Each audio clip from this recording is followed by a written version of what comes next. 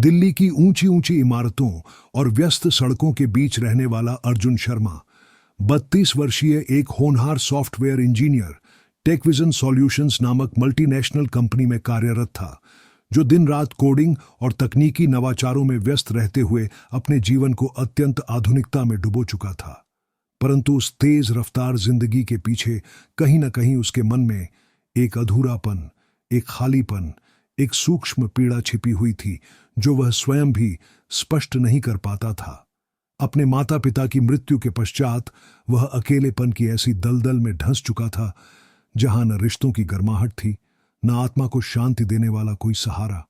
और एक दिन जब उसका मन अकारण ही अत्यधिक व्याकुल हुआ और उसकी आंखों से अश्रुधारा बहने लगी, वह भागकर अपने ऑफिस की छत पर चला गया, जहां से उसने शहर की चकाचौंध को देखा, पर भीतर की शांति की कोई किरण दिखाई नहीं दी।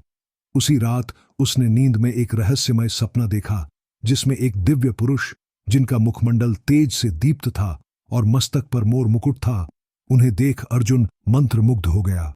वह स्वर गूंजा, खाटू आओ अर्जुन, तुम्हारा जीवन बदलने वाला है। और अचानक उसकी नींद खुली। वह पसीने से तरबतर था, पर उसका मन एक अजीब सुकून और रोमांच से भर चुका था।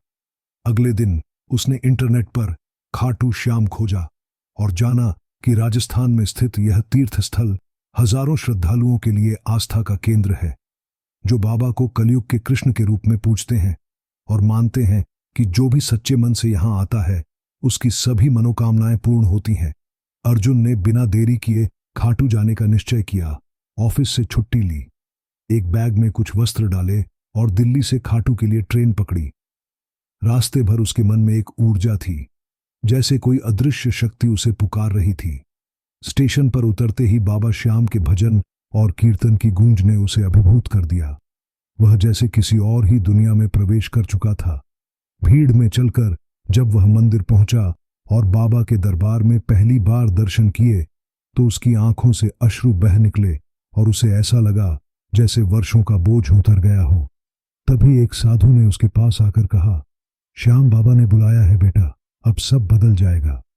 अर्जुन स्तब्ध रह गया, क्योंकि उसने अपने सपने की बात किसी को नहीं बताई थी। इसके बाद जो घटनाएं घटीं, वे किसी चमत्कार से कम नहीं थीं। जैसे ही वह दिल्ली लौटा, उसे कंपनी की तरफ से अप्रत्याशित प्रमोशन और विदेश यात्रा का अवसर मिला, जो उसके करियर का सबसे बड़ा मोड़ था। उसके द्वारा वर्षों पहले किया गया एक प्रोजेक्ट अचानक वायरल हो गया और उसे अंतर्राष्ट्रीय मान्यता मिली। पर असली चमत्कार तब हुआ जब एक सड़क दुर्घटना में उसकी कार बुरी तरह क्षतिग्रस्त हो गई, लेकिन अर्जुन को एक खरोंच तक नहीं आई। उसने स्पष्ट रूप से महसूस किया कि किसी अदृश्य हाथ ने उसे बचाया है। उसी रात उसे फिर वही सपना आया और बाबा बोले, अब तुम सिर्फ अपने लिए नहीं, दूसरों के लिए भी जियो। उस दिन से अर्जुन ने अपने जीवन को समर्पण, सेवा और भक्ति में बदल दिया। हर महीने खाटू जाता, मंदिर में सेवा करता, गरीबों को खाना खिलाता और साथ ही ऑफिस में भी आध्यात्मिकता और ईमानदारी का संदेश फैलाता। धीरे धीरे उसके जीवन में और भी चमत्कारी परिवर्तन होने लगे।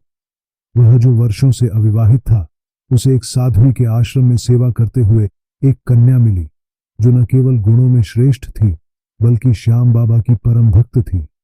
दोनों ने खाटू धाम में ही विवाह किया और जीवन को एक तपस्या के रूप में जीने लगे।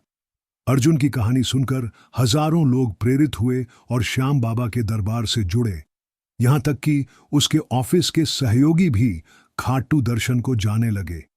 अर्जुन ने एक वेबसाइट बनाई जो बाबा श्याम की महिमा, चमत्कारों और भक्तों की सच्ची कहानियां साझा करती थी, और वह प्लेटफॉर्म रातों रात लाखों लोगों की श्रद्धा का केंद्र बन गया। एक दिन जब अर्जुन खाटू में बाबा के दरबार में बैठा कीर्तन कर रहा था, तभी एक वृद्धा आई जिसने कहा, बेटा, तू वही अर्जुन है ना जिसे बाबा ने सपने में बुलाया था? तेरा भाग्य लिखा गया है। और यह कहकर उसने उसे एक मोर पंख भेंट किया, जिसे लेकर अर्जुन ने जैसे ही बाबा के चरणों में रखा, उसकी आंखों के सामने बचपन की सारी पीड़ाएं, माता पिता के चेहरे, संघर्ष के दिन और आज की शांति एक साथ उभर आई। और वह समझ गया कि बाबा श्याम न केवल जीवन देते हैं, बल्कि जीवन को दिशा, उद्देश्य और दिव्यता भी देते हैं। इसके बाद अर्जुन ने दिल्ली में एक खाटू श्याम सेवा केंद्र स्थापित किया, जहां रोज भजन, अन्नदान, रक्तदान और सेवा कार्य होते थे और हजारों लोगों की समस्याओं का समाधान बाबा की कृपा से होता था। एक बार एक दंपत्ति, जिनका बच्चा जन्म से ही बोल नहीं सकता था, केंद्र पर आए और अर्जुन से प्रार्थना की। अर्जुन ने केवल एक बात कही, श्याम बाबा की कृपा में विश्वास रखो। और जब 7वें दिन वह बालक बाबा शब्द बोला तो पूरे केंद्र में भाव विभोर कर देने वाला दृश्य बन गया। ये चमत्कार एक दो नहीं, सैकड़ों थे।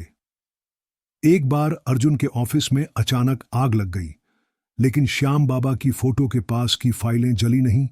एक बुजुर्ग जो कैंसर से पीड़ित था, सिर्फ खाटू का जल पीकर ठीक हो गया। एक विधवा मां जो किराए के मकान में रहती थी, उसे एक अनजान व्यक्ति ने बाबा के नाम पर नया मकान दिला दिया। अर्जुन अब इन घटनाओं को रिकॉर्ड करने लगा और एक पुस्तक लिखी, खाटू श्याम के चमत्कार, जिसमें हर वह पल, हर वह करुणा और कृपा का अनुभव शामिल था जो किसी के भी जीवन को पल में बदल सकती थी। किताब छपते ही हजारों प्रतियां बिक गईं और वह पुस्तक आज भी हजारों लोगों के लिए आस्था की किरण है। अर्जुन का जीवन एक उदाहरण बन चुका था कि कैसे तकनीक और भक्ति मिलकर दुनिया बदल सकते हैं। उसने अपने साथ काम करने वाले युवाओं को यही सिखाया कि जीवन में लक्ष्य जरूरी है, परंतु उससे भी जरूरी है आत्मा की शांति, और वह केवल ईश्वर की भक्ति से ही संभव है। अर्जुन अब भी खाटू जाता है, हर एक भक्त से मिलता है, और जब कोई कहता है कि सर, मेरे जीवन में कुछ अच्छा नहीं हो रहा, तो वह केवल मुस्कुराकर कहता है, बाबा के दरबार में देर है, अंधेर नहीं। अर्जुन शर्मा की खाटू श्याम बाबा में अगाध श्रद्धा और सेवा ने उसके जीवन को जिस प्रकार चमत्कारिक रूप से परिवर्तित किया था, वह अब केवल व्यक्तिगत अनुभव न होकर सामूहिक चेतना का हिस्सा बन चुका था। वह सेवा केंद्र अब केवल भजन कीर्तन और भोजन वितरण तक सीमित नहीं था, बल्कि एक आध्यात्मिक ऊर्जा केंद्र में परिवर्तित हो गया था, जहां देश के कोने कोने से पीड़ित, दुखी, बीमार और टूटे हुए लोग आते और बाबा की कृपा से जीवन की नई शुरुआत करते। उसी केंद्र में एक दिन एक नवयुवक आया, जिसका नाम था विशाल अग्रवाल। वह एक अत्यंत तेजस्वी छात्र था, लेकिन इंजीनियरिंग के अंतिम वर्ष में उसकी मां का निधन और पिता की लाचारी ने उसे अंदर से तोड़ दिया था। वह आत्महत्या करने की सोच रहा था। तभी अचानक उसके कॉलेज की एक लड़की ने अर्जुन का वीडियो भेजा, जिसमें उसने कहा था, बाबा श्याम के द्वार से पहले हार मत मानो। वह वीडियो देखने के बाद विशाल दिल्ली आया और खाटू श्याम सेवा केंद्र पहुंचा। जैसे ही वह केंद्र के द्वार पर पहुंचा, उसके शरीर में कंपन होने लगा, आंखों से आंसू बह निकले, और जब उसने बाबा की मूर्ति को देखा तो ऐसा लगा जैसे वर्षों से किसी ने उसका इंतजार किया हो। अर्जुन ने उसे अपने पास बिठाया, उसके सिर पर हाथ रखा और केवल एक बात कही, बाबा ने तुम्हें बुलाया है, अब सब संभल जाएगा। और हुआ भी ऐसा ही। विशाल को एक प्रतिष्ठित स्टार्टअप से नौकरी का ऑफर आया।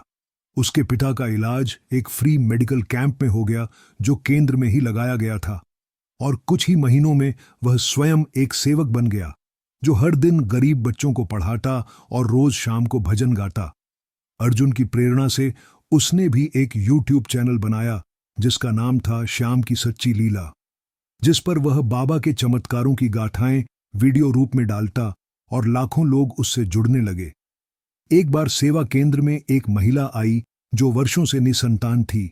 डॉक्टरों ने जवाब दे दिया था, परंतु अर्जुन ने उसे एक मोर पंख दिया और कहा, इसे बाबा की मूर्ति के नीचे रखकर हर रात दीपक जलाना।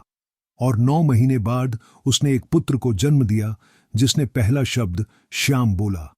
इस प्रकार की घटनाएं अब रोजमर्रा का हिस्सा बन चुकी थीं। परंतु बाबा की कृपा सिर्फ स्वास्थ्य या धन तक सीमित नहीं थी, वह आत्मा के स्तर पर शांति देती थी। एक दिन एक जवान फौजी आया जो युद्ध से लौटकर पीटीएसडी, आघातजनित तनाव विकार से जूझ रहा था।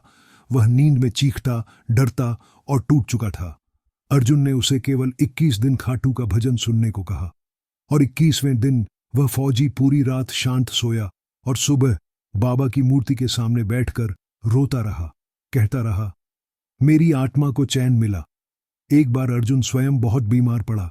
डॉक्टरों ने कहा कि यह एक दुर्लभ बीमारी है, इलाज संभव नहीं।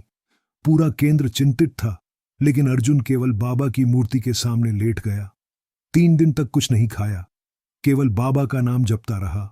और चौथे दिन जब रिपोर्ट आई तो बीमारी का कोई नामो निशान नहीं था। डॉक्टर ने कहा, यह विज्ञान से परे है। अर्जुन ने केवल मुस्कुराकर कहा, यह बाबा की लीला है, जो विज्ञान से नहीं, विश्वास से चलती है। उसकी पत्नी, जो एक धार्मिक प्रवृत्ति की शिक्षिका थी, उसने भी सेवा केंद्र में स्त्रियों के लिए एक अलग नारी संकीर्तन मंडली शुरू की, जहां महिलाओं को न केवल आध्यात्मिक शिक्षाएं दी जाती, बल्कि आत्मनिर्भर बनने के लिए कढ़ाई, सिलाई, योग और डिजिटल शिक्षा भी सिखाई जाती। धीरे धीरे सेवा केंद्र एक आंदोलन बन गया। अर्जुन को राज्य सरकार ने आध्यात्मिक सामाजिक सेवा के लिए सम्मानित किया, लेकिन उसने सारा श्रेय बाबा श्याम को दिया और ट्रॉफी को मंदिर में अर्पित कर दिया। एक रात जब अर्जुन ध्यान में बैठा था, उसे एक दिव्य अनुभूति हुई। जैसे बाबा ने कहा, बेटा, अब समय आ गया है, अपने अनुभवों को विश्व तक पहुंचा।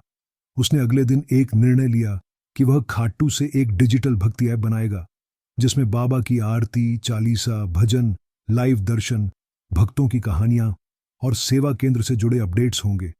वह ऐप लॉन्च हुआ और पहले ही हफ्ते में 10 लाख से अधिक लोगों ने डाउनलोड किया। वहीं से एक नई लहर शुरू हुई। America, Canada, Australia, Dubai, Singapore जैसे देशों में बसे एनआरआई भक्त इस ऐप से जुड़कर हर सुबह बाबा के दर्शन करने लगे। कई लोग तो वीडियो कॉल पर सेवा केंद्र से जुड़कर दूर रहकर भी भक्ति में डूबने लगे। अर्जुन ने